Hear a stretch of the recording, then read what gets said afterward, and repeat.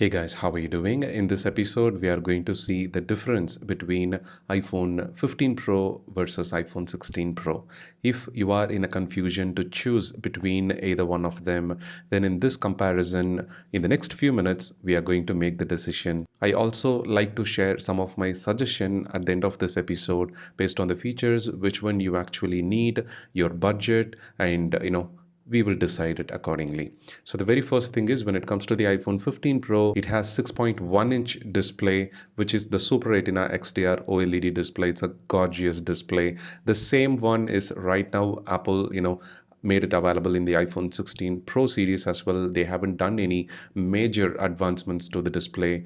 It has the dynamic island feature introduced in iPhone 14 Pro series. In our last episode, I have discussed about the iPhone 14 Pro Max in 2025, whether it is worthy or not. Like, you may check that out if you're planning to look for used iPhone 14 Pro Max models in shops or in online marketplace. So when it comes to the usage, the one-hand usage experience is definitely good in this 6.1-inch size of phones. It's not exactly like iPhone SE, which is very compact and it is perfect for one-hand usage, but it is kind of okay for average hand size to use it in one hand. Inside, Apple have A17 Pro chipset, the first generation of Pro chipset. They made it available, and it has 8 GB RAM, so Apple Intelligence will also work with the iPhone 15 Pro model.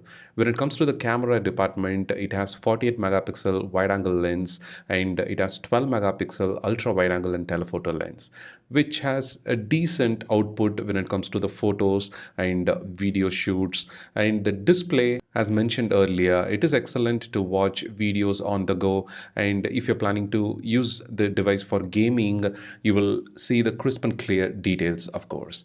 When we switch to the full screen mode, we do see the intrusion of the dynamic island, that pill-shaped cutout. With the normal usage in the vertical view, in the portrait view, it is not much noticeable, but especially while viewing it in the landscape mode with videos and games, you may notice that pill shape cutout. Apart from that, Apple have moved to the titanium frame, instead of the stainless steel with the 15 Pro release, and that helped us to see the reduce of 20 grams weight overall. So the handling and with case or without case, the phone is a little bit lighter compared to the earlier generation, the 14 Pro series, which has stainless steel frame. The display is super sharp for texts, for pictures, and for videos. And overall, the battery backup comes around 23 hours as per the video playback in Wi-Fi connectivity as Apple promises.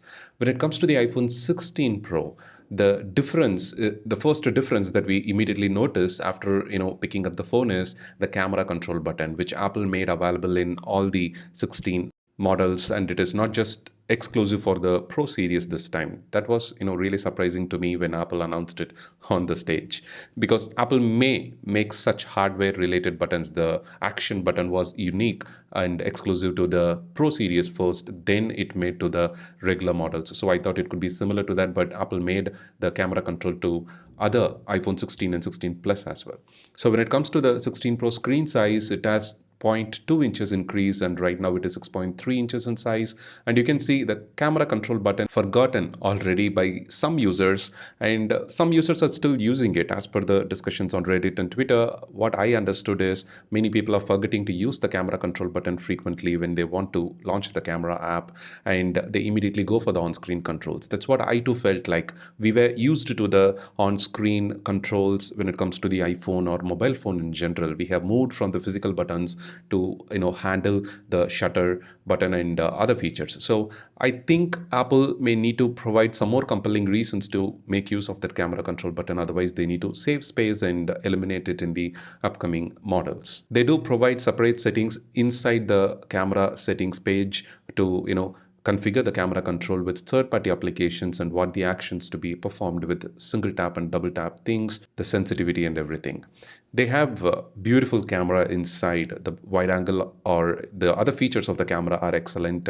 You can capture slow-mo, and for the 16 Pro model and the entire lineup of 16, we have some exclusive features specific to the camera. Once we shoot the video, we now have the audio mix feature, which lets you to minimize or reduce the background noise completely. They do provide some quick template like preset like quick selections where you can choose between them to cut the background noise, or you can manually adjust it according to the needs. Either it is a vlog or you're using the rear camera to shoot a conversation between two people, you can cut out the background noise easily with the manual controls or with the preset value like the standard, in frame, the studio quality, sounding, the audio experience.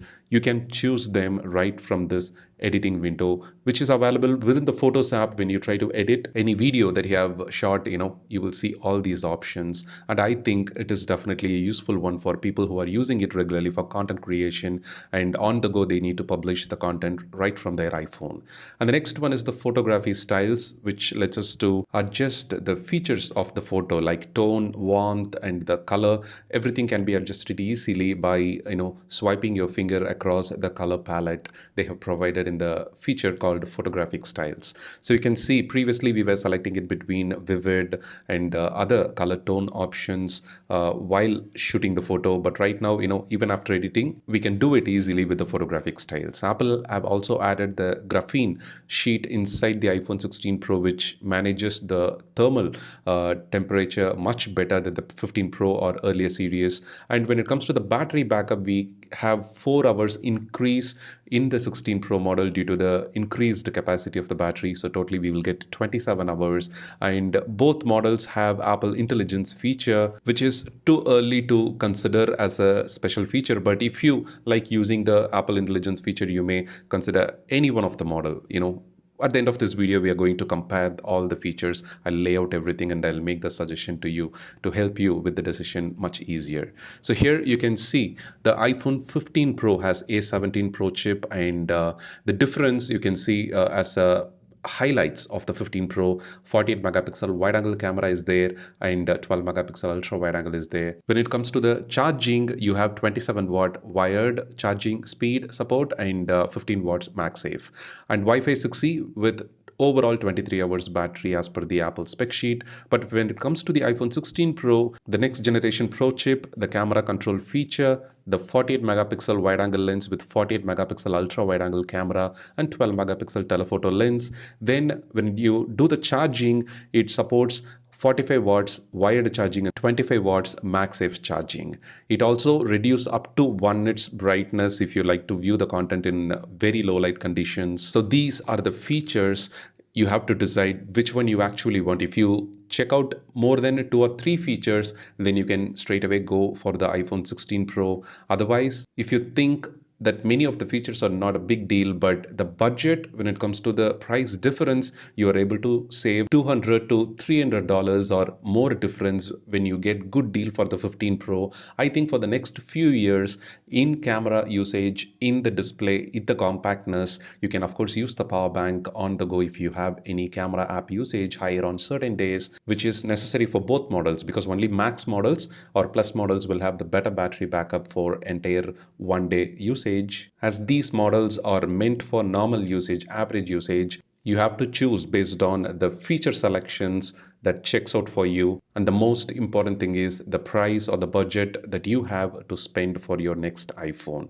So I hope this video helped you to understand and see the difference between iPhone 15 Pro and 16 Pro and choose the one for your next few years usage. Thank you so much for watching, and if you find this video useful, you know what to do. For more, don't forget to subscribe. Have a wonderful day.